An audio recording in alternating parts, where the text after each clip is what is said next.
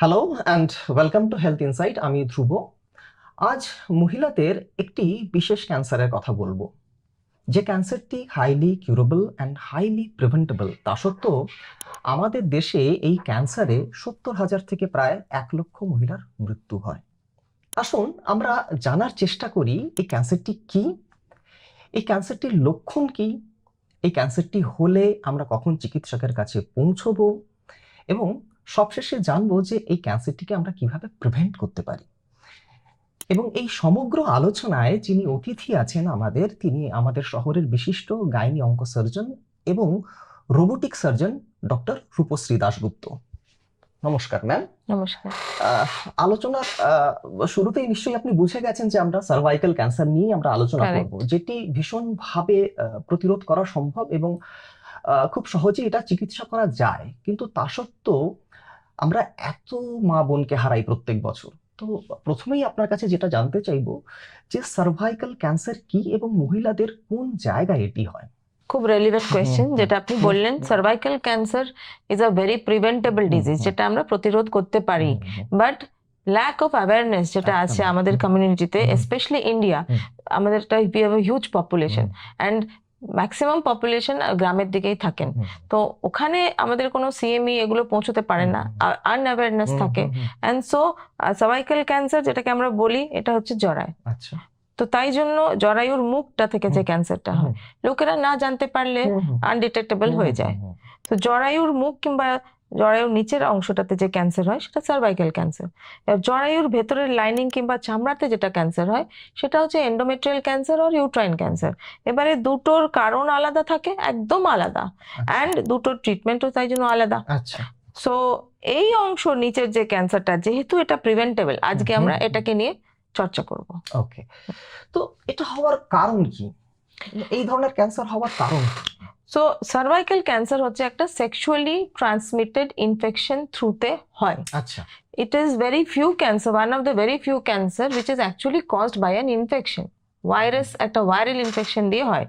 What is the name of that virus? Human papilloma virus. Human papilloma virus কি করে আমাদেরকে infect করে? Through sex. যখন ইন্টারকোর্সের সময় যদি পার্টনার এর ইনফেকশন আছে, ওনার হয়তো ওটা প্রকাশ করছে না, কিন্তু ওটা silently transmissible to the female partner. And similarly female পার্টনারটাও মেল পার্টনারকে দিয়ে ওনাদেরও একটা হিউম্যান প্যাপিলোমা ভাইরাস জড়িত পেনাইল ক্যান্সার হতে পারে। আচ্ছা। So this is how it is transmitted. এমন একটি ভাইরাস যে ভাইরাসে মহিলারা তো এফেক্টেড হনই, পুরুষরাও হতে পারে। ওনাদেরও পেনাইল ক্যান্সার, এনাল ক্যান্সার আচ্ছা হতে পারে। আচ্ছা, আপনি যেটা বলছিলেন যে যারা গ্রামে থাকেন, যাদের মধ্যে অ্যাওয়ারনেস কম আছে, তাদের মধ্যে এই ক্যান্সারের পরিমাণ লক্ষণ বেশি। তো এটার পিছনে কি কারণ আছে? শুধুমাত্র কি অ্যাওয়ারনেসের না, অভাব? Multiple reasons. গ্রামে আমরা যে শহরে মেয়েরা, লেডিজরা, উই আর মোর অ্যাওয়্যার। আমরা চাকরি করতে চাই, আমরা পড়াশুনো করে চাকরিটা পেয়ে তারপরে আমরা বিয়ে থা করি। গ্রামের অঞ্চলে তো সেটা ঠিক হয় না, খুব কম বয়সে বিয়ে হয়ে যায়। তো one of the risk factors, যেগুলো রিস্ক ফ্যাক্টরস আছে সার্ভাইকাল ক্যান্সার, একটা হচ্ছে early marriage, early sexual debut. যত তাড়াতাড়ি আমাদের you are expose to this virus, তত তাড়াতাড়ি হবে। তো সেকেন্ড হচ্ছে যে যদি আমাদের ইনফেকশনটাকে আমরা ভালো করে কন্ট্রোল করতে লাগলে আমাদেরকে we have to be very clean. হ্যাঁ, পরিষ্কার পরিচ্ছন্নতা মেনটেন করতে হবে, frequent change of pads, perineal পরিষ্কার, এইগুলো হাইজিনটা ব্যাপারটা ঠিক রাখতে হবে। থার্ড হচ্ছে যে সার্টেন causes like আপনার সিগারেট স্মোকিংটা বলে, it can increase the chance of cervical cancer. Cigarette smoking, contraceptive use for more than 5 years, তো এইসব জিনিস। বাট অ্যাপার্ট ফ্রম অ্যাওয়ারনেস, গ্রামে হচ্ছে যে মেন হচ্ছে এই জিনিস, যদি একটা কোনো অ্যাবনর্মাল ব্লিডিং হলো, অ্যাবনর্মাল ডিসচার্জ হলো, ওনারা ভাবেন যে এটা ঠিক আছে কিছুই না, ফেলে রাখা হয়। ফেলে রেখে তখন পরে যখন আমাদের কাছে ওনারা আসেন তখন খুব লেট হয়ে যায়, স্টেজটা বেড়ে যায়। এইসব কারণ নিয়ে। মানে রুরাল এরিয়াতে এটা আমরা বেশি দেখতে পাই আর কি। কোন ডেভেলপিং কান্ট্রিজে হ্যাঁ, একটু বেশি হ্যাঁ, দেখা যায়। মানে আপনি বলতে মাল্টিপল চাইছেন- সেক্সুয়াল পার্টনার্স হুম, যাদের হয়, হুম, অনেকগুলো সেক্সুয়াল পার্টনার্স, কিংবা হুম, যার সাথে উনি আছেন ওনার যদি মাল্টিপল সেক্সুয়াল পার্টনার হয়, hmm. So this are all the reason, this is how infection spreads person to person. Sexually transmitted disease বলা যেতে একদম পারে একটা। একদম। যদি হুম, কারোর হুম, এইচআইভি আছে, হুম, কোনো স্টিরয়েড খাচ্ছে হুম, ফর, হুম, ধরুন কিডনি ট্রান্সপ্লান্ট, লিভার ট্রান্সপ্লান্ট পরে তো হুম, স্টিরয়েড দেওয়া হয়, হুম, অটোইমিউন কন্ডিশনে স্টিরয়েড দেওয়া হয়। হুম, এনাদের যখন ইমিউন সাপ্রেস হয়ে যায়, তখন এই ভাইরাসটা তো সবার হুম, ভেজানাতে থাকে, হুম, এরা তখন আক্রান্ত করে, তখন হুম। ওরা ইনফেকশনটা করে বিকজ অফ ইমিউনোসাপ্রেশন। আচ্ছা, তো মোটামুটি কোন এজ গ্রুপটা বেশি এফেক্টেড হয়? ইয়াঙ্গার জেনারেশন, অল্প বয়সীরা? ইয়েস, অল্প বয়সীরা। ইট স্টার্টস অ্যারাউন্ড, মানে যত তাড়াতাড়ি আপনার সেক্সুয়াল ডেবিউটটা শুরু হয়, আচ্ছা, তাই জন্য তখন, so mostly the cervical cancer you are seen within, মানে ইনফেকশনটা শুরু হয় বাই 25 to 30, আচ্ছা, তারপরে ইনফেকশনটা পারসিস্ট করে গেলেই ক্যান্সার হয়। এরকম না যে ইনফেকশন হলো মানেই ক্যান্সার হয়ে যাবে। ইনফেকশনটা যদি পারসিস্ট করে, তাহলেই গিয়ে ওটা 10-15 বছর পরে ক্যান্সারের দিকে যেতে পারে। আচ্ছা। তো ধরুন কারো যদি এরকম ক্যান্সার দেখা দেয় বা তিনি ওই ক্যান্সারে আক্রান্ত হন, তাহলে তার কি কি লক্ষণগুলো দেখা যাবে? সো যেটা আমি আপনাকে বললাম, হুম। সার্ভাইকাল ক্যান্সার ম্যাক্সিমাম ক্ষেত্রে কম বয়সী মহিলাদের দেখা যায়, but in a few cases মেনোপজের পরেও দেখা যায়। মেনোপজ আচ্ছা, আচ্ছা। মানে যখন আপনার পিরিয়ডটা বন্ধ যেহেতু হয়ে আপনি গেছে। বললেন যে আক্রান্ত হওয়ার 10-15 বছর হুম, পর, মানে সে যদি অল্প বয়সে ডেভেলপ করে Very এবং good. 10-15 বছর পর যদি হুম। এটা দেখা দেয়, তার মানে তো সেই মেনোপজের পরই হবে। সেটা ওই হ্যাঁ, ওই হ্যাঁ, ওই ফিউ পিপল হ্যাঁ। যাদের ধরো 35-40 বছরে হুম, হলো, হুম, তারপর 10-20 বছর হলো, তারা একটুখানি হুম, ডিলেতে প্রেজেন্ট করে। হুম, ওনাদের ক্ষেত্রে তখন মেনোপজের পরে আবার নতুন করে ব্লিডিং শুরু হয়ে যায়। আচ্ছা। মেনোপজ মানে আমাদের তো পিরিয়ডস বন্ধ হয়ে গেল, তারপরে ব্লিডিং হওয়া উচিত না। হুম, যদি কারো স্পটিং শুরু হলো, তলপেটে ব্যথা হলো, কি ব্লিডিং শুরু হলো, তখন ডাক্তারকে দেখাতে লাগে। আমি যেটা বললাম, এই সার্ভাইকাল আর ইউট্রাইন ক্যান্সার দুটোই আমাদেরকে পরীক্ষা করে দেখতে লাগে যে এটা হয়েছে কি না। আচ্ছা। আর কম বয়সী মেয়েদের ক্ষেত্রে এই সিমটম গুলো কি করে আমরা জানতে পারবো? তাদের দেখবেন যে একটা ইনফেকশন, হয়তো বারবার করে রিকারেন্ট পেলভিক ইনফেকশন হচ্ছে, তারপর একটা ফাউল স্মেলিং ডিসচার্জ হচ্ছে, ইন বিটুইন পিরিয়ডটা রেগুলার না, পিরিয়ডের মধ্যখানে ইন্টারমেনস্ট্রুয়াল ব্লিডিং বলি, মানে দুটো পিরিয়ডের মাঝখানে মাঝখানে। ব্লিডিং হচ্ছে, হুম, কিংবা স্বামীর সাথে কিংবা পার্টনারের সাথে সেক্সের পরে ব্লিডিং হচ্ছে, পোস্ট কয়টাল ব্লিডিং হচ্ছে। আচ্ছা, এগুলো সব আর্লি সাইন্স আচ্ছা। ধরার জন্য। হুম। এখন অনেক লোক, যথেষ্ট লোকেরা অ্যাওয়্যার, ওনা এসে আমাদের বলে যে ম্যাডাম আমার এরকম প্রবলেম গুলো হচ্ছে। আচ্ছা, so this is the early স্টেজে এইভাবে ধরা যায়। আর লেট স্টেজে তো তখন যখন ওটা ছড়ায় লোকালি, তখন তলপেটে ব্যথা হতে পারে, ইউরিনে রক্ত আসতে পারে, তো যখন when you go to the toilet তখন পটি করার সময় অসুবিধা হতে পারে। These are the conditions. আচ্ছা। তাহলে মানে আমরা কি এই রোগটা আগে থেকে ধরতে পারি না? মানে কোনো স্ক্রিনিং এর ব্যবস্থা আছে কি? স্ক্রিনিং এর ব্যবস্থা একদম আছে, but due to again lack of awareness, screening is the secondary prevention. আচ্ছা, primary prevention, secondary prevention, tertiary prevention. Primary প্রিভেনশনে অলরেডি একটা ভ্যাকসিন আছে। আচ্ছা। তো ভ্যাকসিনটা নিয়ে, যেহেতু আপনি স্ক্রিনিং জিজ্ঞেস করেছেন, আমি স্ক্রিনিংটা আগে বলিনি। স্ক্রিনিং হচ্ছে সেকেন্ডারি প্রিভেনশন। যদি একজনের ভ্যাকসিনেশন হয়ে গেলে তো খুবই ভালো। যদি একজনের কারো ভ্যাকসিনেশন হয়নি, বয়স চলে গেছে, অলরেডি সেক্সুয়াল ডেবিউ শুরু হয়ে গেছে, তো স্ক্রিনিংটা কি করে করা যায়? প্যাপ স্মিয়ার কিংবা এইচপিভি ডিএনএ টেস্টিং। আচ্ছা। প্যাপ স্মিয়ার মানে আপনার সার্ভিক্সটা তো আমরা দেখতে পাই, তো একটা সিম্পল পরীক্ষা আমরা করি আমাদের ওপিডিতে। পেশেন্টকে শুইয়ে দিই, এখান দিয়ে একটা চামচের মতন দিয়ে এটাকে খুলে এই জায়গাটা থেকে জাস্ট একটা স্মিয়ার নিয়ে ওটা আমরা ল্যাবে পাঠিয়ে দিই। আচ্ছা। ল্যাবে ওরা দেখবে যে ওই সেলস গুলোতে ভাইরাসটা ঢুকে কোনো চেঞ্জ করেছে কিনা, দ্যাট ইজ ডিটেক্টেবল। তো তাহলে তখন তো সার্ভাইকাল ক্যান্সার হয়নি। ওই আর্লি স্টেজে যদি ডিটেক্ট হয় যে জাস্ট চেঞ্জেসটা শুরু হয়েছে, তখন তো ওটা পিওরলি প্রিভেন্টেবল অ্যান্ড কিউরেবল, তাই না? আর প্যাপ স্মিয়ার ছাড়া এইচপিভি ডিএনএ মানে যে ভাইরাস পার্টিকেল, তার ডিএনএটা আছে কিনা এই সিক্রেশন থেকে আমরা বুঝতে পারি। ওই একবারই ওখান থেকে স্যাম্পল নেওয়া হবে, একবারেই স্যাম্পল নেওয়া হয় এবং দুটোই টেস্ট করা যায় আচ্ছা, আচ্ছা। একসাথে। তো ম্যাম, আপনি যে প্যাপ স্মিয়ার টেস্টের কথাটি আপনি বলছেন, তো এটি কবে থেকে শুরু করতে হয়? কতদিন অন্তর অন্তর এই টেস্টটি করতে হয় এবং কতদিন পর্যন্ত করতে হয়?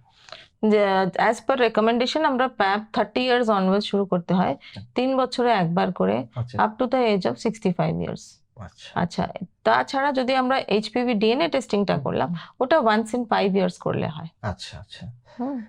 এই দুটো টেস্টই কি মানে প্রচুর মানে ব্যয় সাপেক্ষ, নাকি সাধারণ মানুষের মধ্যে মানে সাধারণ মানুষের মধ্যে হয়ে যাবে? আচ্ছা, আচ্ছা। অত দাম না। আচ্ছা। প্যাপ স্মিয়ারটা আরো সস্তা, এইচপিভি ডিএনএটা একটু একটু কস্টলি, বাট অত কস্টলি না যে অ্যাফোর্ডেবল না। এবার চলে আসি, এটাকে আমরা কিভাবে প্রিভেন্ট করতে পারি? আপনি ভ্যাকসিনের কথা বলছিলেন, সেটা কোন বয়সে নেওয়া হয়? সেটা কি শুধুমাত্র মেয়েদের ক্ষেত্রেই প্রযোজ্য নাকি পুরুষরাও নিতে পারে? পুরুষরাও নিতে পারে, আচ্ছা। But there are lot of legalities and we have to pass through all that, approval নিতে হয়। সো ইন্ডিয়াতে এখনো পুরুষদেরটা এখনো আসেনি সেভাবে। আচ্ছা ইন ফরেন দেশে বিদেশে কিন্তু পুরুষরাও ভ্যাকসিনেশন শুরু করেছে। আচ্ছা আর মেয়েদের ক্ষেত্রেতে আমরা আমাদের মহিলাদের ফ্রম 9 ইয়ার্স অনওয়ার্ডস দিতে পারি ভ্যাকসিনটা। আচ্ছা 9 বছরের পর 9 বছরের পর থেকে। 9 থেকে 15 বছর দুটো ডোজ দিলে সাফিসিয়েন্ট। 15 বছর থেকে 26 বছর অবধি অর এনি টাইম তারপর 3টে ডোজ লাগে। আচ্ছা তো বিকজ আমাদের দেশে কিংবা ডেভেলপিং কান্ট্রিতে ভ্যাকসিনটা যেহেতু ক্যান্সারের ইয়েটা ইনসিডেন্সটা অনেক বেশি, আমাদের যেটা ফক্সি, আমাদের federation of gyne society, according to that they say that আমরা আপ টু 40-45 ইয়ার্স ভ্যাকসিনটা দিতে পারি। বাট এটা জানতে হবে যে ভ্যাকসিনটা অত লেটে দিলে তার এফেক্টিভনেসটা কিন্তু থাকে না। Effectiveness, maximum effectiveness is when the child has not been married or exposed to sexual exposure. তো তাই জন্য উইদিন 25 ইয়ার্স এর ভেতরে নিয়ে নিলে সবচেয়ে ভালো হয়। এবং তিনি কোনো রকম 25 বছর। হ্যাঁ, মানে সেক্সুয়াল অ্যাক্টিভিটির মধ্যে মানে অংশগ্রহণ করেননি এমন মহিলার কথাই আপনি বলছেন। সবচেয়ে ভালো। করলেও তো তখন ইনিশিয়াল স্টেজে তো আমাদের ভাইরাস আছে কিনা আমরা জানি না, করলেও দেওয়া যায়, বাই যত তাড়াতাড়ি দেবেন তত ভালো। হ্যাঁ, কিন্তু মানে ভ্যাকসিনের যে এফেক্টটা সেটা আপনি একটুখানি কমে যাবে। দেখুন একজনের অলরেডি ডেলিভারি হয়ে গেল, দুটো বাচ্চা হয়ে গেছে, তারপরে যদি 35 বছর বয়সে বলবেন ভ্যাকসিন দিন, কিন্তু তাও তো মানে নেওয়া যেতেই কিছুটা পারে। প্রোটেকশন পাবেন, প্রোটেকশন তো পেলই, কিছুটা প্রোটেকশন পাবেন, নেওয়া যেতে পারে। বিকজ আমাদের হিউম্যান প্যাপিলোমা ভাইরাসের অনেকগুলো স্ট্রেন থাকে, 1 to 100 স্ট্রেন থাকে। তো যদি ওটা আমাদের যে ভ্যাকসিনটা আমাদের কভার করে 16, 18, 9, 11, এখন নোনাভ্যালেন্ট এসছে ভ্যাকসিন যেতে 9টা স্ট্রেন কভার করে। তো যদি একটাতে ইনফেকশন হয়েছে অন্যগুলোতে অ্যাটলিস্ট প্রোটেকশন পাওয়া যায়, ওইভাবেই ভেবে আমরা বলেছি যে আপ টু এজ 45 নেওয়া যায়। But we have to also কাউন্সিলকে কেস টু কেস বেসিস, যে অন্য যদি আপনি সেক্সের আগে ওটা নিতেন, একদম আগে নিতেন, তো আপনার যতটা প্রোটেকশন তার থেকে এটা একটু কমে যাবে। আর ওই স্টেজে আমরা তখন স্ক্রিনিংটা অফার করি rather than vaccine. And the other thing is কি ভ্যাকসিনটা নিয়ে নিলাম আমি আর স্ক্রিনিং করবো না, এটা ঠিক না। কারণ ভ্যাকসিনে তো পুরো 100% প্রোটেকশন না, we still have to do the screening. যেহেতু বললেন যে 100 রকমের একটা ভ্যারাইটি আছে, স্ট্রেন আছে, তার ভেতর 100টা স্ট্রেনের ভেতর সবকটা ক্যান্সার কজ করে না। মেন ক্যান্সার কজ করে by 16 and 18, they cause 80% of the cervical cancer. বাকি আমাদের 35, 33, 42 অনেকগুলো আছে, ওটাও আমরা হাই রিস্ক বলি, যেটা ক্যান্সার করাতে পারে, but not all the 100 subtype. আচ্ছা, এবার যেটা প্রশ্ন থাকবে ম্যাম, সেটা হচ্ছে যে এত কিছুর পরও আমার ক্যান্সার হয়ে গেল, বা অনেকেই তো আছেন যারা ভ্যাকসিন সম্পর্কে অবগত নন এবং জানেনও না। তো এই যে মহিলারা যাদের ধরা পড়েছে বা বুঝতে পারছেন যে আমার ক্যান্সার হয়েছে, তো তাদের চিকিৎসাটা কিভাবে করা হয়? এবং তার আগে জানতে চাইবো যে এটাকে আপনারা কিভাবে কনফার্ম করেন, মানে ডায়াগনোস কি করে করেন? প্রথম ডায়াগনোসিস হচ্ছে এখানে সার্ভিক্সে যদি আমি কোনো গ্রোথ দেখলাম, তখন যদি প্যাপস মেরে কোনো অ্যাবনর্মালিটি আসলো তখন বায়োপসি করতে হয়, কিংবা আমি অবভিয়াস একটা গ্রোথ দেখলাম তখন বায়োপসি করতে হয়। তো কল্পোস্কোপি, যদি কোনো গ্রোথ দেখতে পাচ্ছি না তখন আমরা কল্পোস্কোপি বলে একটা ম্যাগনিফাইং লেন্স দিয়ে দেখে এখানে ওখান থেকে একটা বায়োপসি নেওয়া হবে। আর যদি অবভিয়াস আমরা গ্রোথ দেখতে পাচ্ছি তাহলে ডাইরেক্টলি ওখান থেকে আমরা বায়োপসি নিয়ে নিই। বায়োপসিতে বলে দেবে যে এতে ক্যান্সার আছে কি না, অ্যান্ড তার উপরে একটা স্পেশাল স্টেনিং করা হয় দেখতে যে এটা this cancer is caused by the human papilloma virus or not. আচ্ছা, সো ওইটা দেখার পরে আমাদের ডায়াগনোসিস সার্টেন হয়ে গেল যে ক্যান্সার আছে, যদি পজিটিভ আসলো। এবারে নেক্সট স্টেপ হচ্ছে সবসময় জানতে হবে যে ক্যান্সারটা অন্য কোথাও ছড়িয়েছে কিনা, ওটাকে আমরা মেটাস্ট্যাটিক ওয়ার্কআপ বলি। সো দেখার জন্য আমরা তখন নিচে থেকে একটা এমআর এক্সামিনেশন করি, এমআরআই অ্যাবডোমেন করি পেটের ভেতরে। তো এমআরআই তে আমরা বুঝতে পারি যে ওটা কি খালি সার্ভিক্সের ভেতরেই আছে না সাইডে স্প্রেড করেছে, বাইরেও ছড়িয়েছে। কারণ এটা 3 ভাবে স্প্রেড করে। একটা হচ্ছে লোকাল স্প্রেড, লোকাল স্প্রেড মানে এখানে তো ক্যান্সার আছে, এই সাইডে স্প্রেড করলো, আর সাইডে ওপরে ইউট্রাসের ওপরে আসলো, এদিকে গেল, নিচে ভাজানাতে গেল, সেটা হচ্ছে লোকাল স্প্রেড। আর সেকেন্ড হচ্ছে হিম্যাটোজেনাস স্প্রেড, মানে ব্লাড ভেসেলস থ্রুতে স্প্রেড করলো। আর থার্ড হচ্ছে যে লিম্ফ্যাটিক স্প্রেড, মানে লিম্ফ নোড গুলো এখান থেকে যায় আমাদের এখানে সাদা ব্লাড, ওই নোড গুলো ইনফেক্ট হলো। সো আমরা বায়োপসিতে বুঝলাম ক্যান্সার আছে, মেটাস্ট্যাটিক ওয়ার্কআপে আমরা জানলাম যে লিম্ফ নোড ইনভলভ আছে কিনা, বাইরে আসলো কিনা। আনসারিং ইয়োর কোয়েশ্চেন, যে আমরা কি কি পদ্ধতিতে এটা ট্রিট করতে পারি।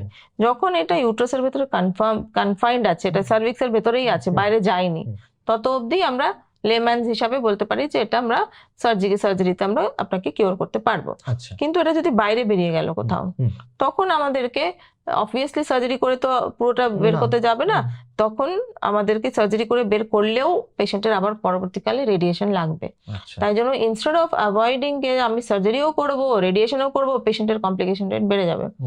তাই জন্য এখন আমরা যে জানি যে কিমো আর রেডিয়েশন প্রাইমারিলি দিলে তার cure rate is as good as surgery in letter stage. Early স্টেজে তো অফকোর্স সার্জারি, তো যখন লেট স্টেজ হয়েছে, যখন স্প্রেড হয়ে গেছে, তখন সার্জারি প্লাস কিমো রেডিয়েশন না দিয়ে ডাইরেক্ট কিমো রেডিয়েশন দিলে তার effect is the same as that of surgery in the letter stage. Letter stage মানে স্টেজ 2 অনওয়ার্ডস, 2A অনওয়ার্ডস, আচ্ছা, 2A 2B অনওয়ার্ডস। তারপরে আর কিছু নেই সেরকম? তারপরে মানে 2 এর পর যদি 2A তে এক একজন এখনো ওটি করে, বাট ডুয়াল মোডালিটি প্রিভেন্ট করার জন্য উই উড সাজেস্ট যে টিউমার সাইজ যখন মোর দেন 2 সেন্টিমিটার, টিউমারের সাইজটা খুব ইম্পর্টেন্ট, দেন আমরা আর সার্জারি করি না, কারণ তখন ডুয়াল মোডালিটি লাগে, সার্জারি পরে আবার কিমো রেডিয়েশন লাগে। আমরা double treatment we do not like in cervical cancer, যখন chemo radiation will also do the equal job যখন লোকাল স্প্রেড হয়েছে কিংবা tumour sizes more than 2 centimetre. বুঝতে পেরেছি। আচ্ছা, তো এই যে সার্জারিটা মূলত মানে কিভাবে হয়? এখন তো বিভিন্ন রকম সার্জারির পদ্ধতি এসছে, তো মানে এটা কি মানে সেই একেবারে পুরোনো পন্থায় কেটে হয়, নাকি ল্যাপারোস্কোপিক সার্জারি করা পসিবল, নাকি এখন তো শুনছি রোবোটিক সার্জারিও হয়? সো আমরা ইনিশিয়ালি তো আমরা এটাকে ওপেন করতাম, আচ্ছা, এরপরে বহু বছর ল্যাপ্রোস্কোপি চললো। আচ্ছা, ল্যাপ্রোস্কোপিতে যেহেতু পেশেন্টের কুইক রিকভারি, পেইনলেস, তাড়াতাড়ি বাড়ি যাবেন, তো স্কারটা কম, তো ল্যাপ্রোস্কোপিটা বহুদিন চললো। আচ্ছা, but medical science is always guided by evidence, আমরা সবসময় স্টাডি করতে থাকি। তো যখন একটা কম্প্যারিজন হলো যে ল্যাপ্রোস্কোপিটা করে কি ভার্সেস ওপেনে পেশেন্টের বেনিফিটটা ভালো আছে কিনা, তখন একটা বিশাল বড় স্টাডি হয়েছিল, ল্যাক স্টাডি বলে, LSCC ল্যাক ট্রায়াল। ওই স্টাডিটার পরে ওখানে দেখা গেছে যে না, সার্ভাইভালটা ওপেন করলেই বেটার। তারপরে ল্যাপ্রোস্কোপি ট্রেন্ডটা একটু কমে গেল। এখন আমাদের রোবোটিক যেটা এসছে সেটাকে নিয়েও এখন পুরো স্টাডি চলছে, বাট রোবোটিক এর ইনিশিয়াল স্টেজে যে কটা আমাদের এভিডেন্স দেখাচ্ছে যে it is doing a good job. But having said that আমাদের আরেকটু দিন ওয়েট করে দেখতে লাগবে যে রোবটটা বেটার না ওপেনটা বেটার। আচ্ছা, এই যে রোবোটিক সার্জারির কথা বলা হয়, এটা মানে অ্যাকচুয়ালি করা হয় কিভাবে? মানে আমি সাধারণ যারা আমাদের দর্শক আছে তাদের একটু অবগত করানোর জন্যই আমি জিজ্ঞাসা করছি যে মানে এরকম কি যে রোবটই পুরো পরিচালনা করে, নাকি রোবটকে একজন দক্ষ সার্জন পরিচালনা করে? সেকেন্ড পার্ট, রোবটকে একজন দক্ষ সার্জন যাদের প্রপার ট্রেনিং আছে, এক্সপিরিয়েন্স আছে। না, রোবট অন্য ক্ষেত্রে দেখবেন আপনি হয়তো এই রেস্টুরেন্টে একটা রোবট থালা নিয়ে পুরো চলে গেল, ইটস নট লাইক দ্যাট। সবাই ভাবে যে না, রোবটই ওটি করলো তো ডাক্তার কি করলো। ল্যাপ্রোস্কোপিক সার্জারি আর robotic surgery is the same. আচ্ছা, so basically there are two kinds of surgery, দু রকমের সার্জারি, একটা হচ্ছে ওপেন, একটা যেতে আপনি পেট কাটেন, আর একটা হচ্ছে ল্যাপ্রোস্কোপি যেতে আপনি ছোট ছোট ছিদ্র করি আমরা। সো সেম ছিদ্র দিয়েই আমরা রোবোটিক করি, বাট ল্যাপ্রোস্কোপির যে লিমিটেশনস গুলো ছিল, ল্যাপ্রোস্কোপিতে I have done laparoscopy for 15 years in my life, then I started robot. তো আমি এখন রোবট কেন প্রেফার করি, বিকজ আমি নিজে দেখতে পাচ্ছি যে ল্যাপ্রোস্কোপিতে আমাদের তখন 2D ক্যামেরা, রোবটের ক্যামেরা যেটা হলো, রোবট ইজ আ ডিভাইস, এটা একটা ইনস্ট্রুমেন্ট, কোনো এরকম চেহারা দিয়ে মানুষ টানুষ তৈরি না। এই যে এই ডিভাইসটা, যেখানে 4টে আর্ম আমাদেরকে দেওয়া হয়, 4টে হাত, মা দুর্গার মতন আমাদের 2টো হাত, তখন 4টে হাত হয়ে যায়। সো ওই হাতগুলো, ওই ইনস্ট্রুমেন্ট, ওই যে ওই স্ট্রাকচারটা, মেটালিক স্ট্রাকচারটা আমাদেরকে দিচ্ছে, কিন্তু এর ভেতরে ইনস্ট্রুমেন্ট গুলো ল্যাপ্রোস্কোপির মতনই রোবোটিক ইনস্ট্রুমেন্ট থাকে যেটা ভেতরে ঢোকে। সো ল্যাপ্রোস্কোপি যখন 2টো ইনস্ট্রুমেন্ট দিয়ে আমি করছি, এখানে 4টে ইনস্ট্রুমেন্ট দিয়ে আমার কন্ট্রোলে আছে। একটা ইনস্ট্রুমেন্ট ধরে করলো, একটা ইনস্ট্রুমেন্টে camera which is stable with a 3D vision where আমরা ডেপথ পারসেপশন দেখতে পাচ্ছি। অ্যান্ড ওয়েন দ্য রোবটের যে রিস্ট, এন্ডোরিস্ট মুভমেন্ট, আমাদের হাত যেরকম এরকম ঘোরে, তো দ্যাট এন্ডোরিস্ট মুভমেন্ট আছে যেটা ল্যাপ ইনস্ট্রুমেন্টে নেই, ল্যাপ ইনস্ট্রুমেন্টে এইটুকু।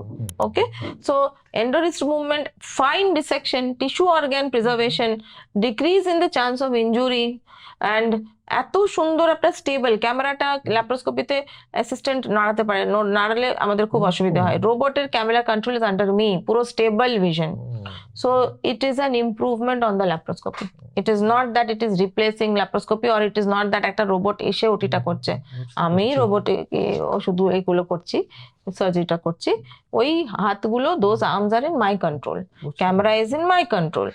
তো ওখানে অ্যাসিস্ট্যান্সের দরকারই পড়ে না মোস্ট অফ দ্য টাইম। ভিজুয়ালটা অনেক বেশি ক্লিয়ার, রিস্ট মুভমেন্ট ডেপথ বোঝা যায়, 3D vision instead of 2D vision, dexterity 7 degrees of motion দেয় আমাকে, freedom of motion। টুলস গুলো আগের থেকে মানে ল্যাপারোস্কোপি অনেক ভালো টুলস গুলো তার থেকে অনেক বেশি ইমপ্রুভ টুলস। এন্ডোরিস্ট আছে না, EndoWrist, so it is like doing an open surgery. আমি যেরকম ওপেন সার্জারিতে পুরো ঘোরাতে পারি ওই রকম, কিন্তু ল্যাপে ওটা আমাদের রেস্ট্রিক্ট হয়ে যায়। আচ্ছা, বিকজ ল্যাপ ইনস্ট্রুমেন্টস এর টিপ গুলো সির্ফ এইটুকু নড়বে, এইটুকু নড়বে, আচ্ছা, পুরো এটা নড়বে না। Okay. So this is the advantage. তো আপনি যে রোবটের কথা বলছেন, তো এটা তো নিশ্চয়ই খরচ সাপেক্ষ, সবাই কি অ্যাফোর্ড করতে পারবে?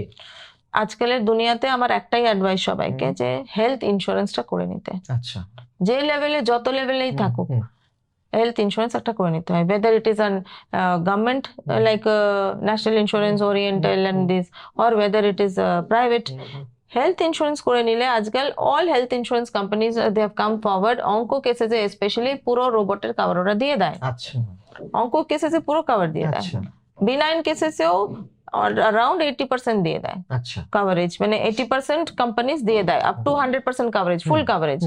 সো ইন্স্যুরেন্স একটা করে নিলে ভালো হাসপাতালের জায়গায় গিয়ে আপনারা ওটিটা করতে পারেন। ওকে। তো ধরুন এই ক্যান্সার প্রাথমিক স্টেজে আমার ধরা পড়লো, আমি চিকিৎসা করলাম, আমার সেরেও গেল, তো এটা কি আবার ফিরে আসার চান্সেস আছে? প্রত্যেকটা ক্যান্সারের এটাই একটা প্রবলেম, যে it depends on the stage of the cancer. 4টে স্টেজ থাকে, 1 2 3 4।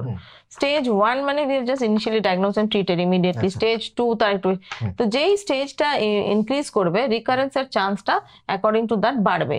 কারণ আমরা যতই কিমো রেডিয়েশন দিয়ে কি সার্জারি করি, যতই যা করি, আমাদের যদি বাই চান্স কোনো ছোট সেলস মিস হয়ে যায়, ওটা তো আবার রিকারেন্সে আসতে পারে। তাই জন্য আমাদেরকে এটা কন্টিনিউয়াস ফলো আপে রাখতে লাগে। ইনিশিয়াল 5 ইয়ার্স আমরা পুরো ফলো আপে রাখি পেশেন্টদেরকে। যদি 5 বছরে ফিরে না আসলো, তখন আমরা একটু রিল্যাক্স হই যে হ্যাঁ তাহলে এটা প্রবাবলি পুরো কিওর হয়ে গেছে, but still then whole life long yearly once আমরা ফলো আপে রাখি পেশেন্ট। আচ্ছা, তো বিষয়টা হচ্ছে যে আমাদের তো বহু দর্শক আছেন, বাংলাদেশ থেকেও দেখেন, ভারতবর্ষ থেকেও দেখেন, এবং বিভিন্ন প্রান্ত থেকে দেখেন। তো মানে আপনার কি মেসেজ থাকবে সেই সমস্ত মেয়েদের প্রতি যারা এখনো পর্যন্ত এই ভ্যাকসিনটা নেননি? আমি এটাই বলতে চাই আপনার চ্যানেল থ্রুতে, এন্ড বিগ থ্যাংক ইউ যে আপনি এই অ্যাওয়ারনেসটা রেজ করেছেন। এটা খুব ভালো। এটা যদি আপনারা পৌঁছাতে পারেন গ্রাম অবধি, ভিলেজ অবধি, তাহলে সবাইকে জানা উচিত যে cervical cancer is a preventable cancer. আর এর থেকে তো ভালো জিনিস নেই যে আমরা একটা ক্যান্সার প্রিভেন্ট করতে পারছি। তো ক্যান্সারটা হয়ে গেলে কতটা আমাদের মেন্টাল স্ট্রেস, ফিজিক্যাল স্ট্রেস, বাড়িতে সবাই চিন্তা, এত ইউজ অফ রিসোর্সেস, টাকাপত্র তো গেল, তার সাথে বাকি জিনিস। তো এই মেন্টাল টেনশনটা ইয়ে করার জন্য জাস্ট সিম্পল ভ্যাকসিন। এই ভ্যাকসিনটা যদি আপনি নেবেন, it gives you protection around 90 to 99% against the cancer in the initial stages without detection। তো তাই জন্য ধরুন 11-12 বছরের দিকে ভ্যাকসিনটা সবাইকে নিয়ে নেওয়া উচিত। From 10-11 years up to 25 years and up to 45 years ভ্যাকসিনটা নিয়ে নিলে সবচেয়ে ভালো হয়। থ্যাংক ইউ ম্যাম, এত সুন্দর একটা আলোচনা আমাদের উপহার দেওয়ার জন্য। তো সার্ভাইকাল ক্যান্সার নিয়ে যদি এরপরও আপনাদের কোনো প্রশ্ন বা জিজ্ঞাসা থাকে, আপনারা নিঃসন্দেহে কমেন্ট বক্সে লিখে জানাতে পারেন। ম্যামের ক্লিনিকের বা হাসপাতালের একটি নাম্বার আমরা ডেসক্রিপশন বক্সে দিয়ে রাখলাম। যদি আপনাদের কখনো দরকার হয়, আপনারা কিন্তু নিঃসংকোচে যোগাযোগ করতে পারেন। আজ এই পর্যন্তই, আবার দেখা হবে অন্য কোনো দিন, অন্য কোনো এপিসোডে। নমস্কার।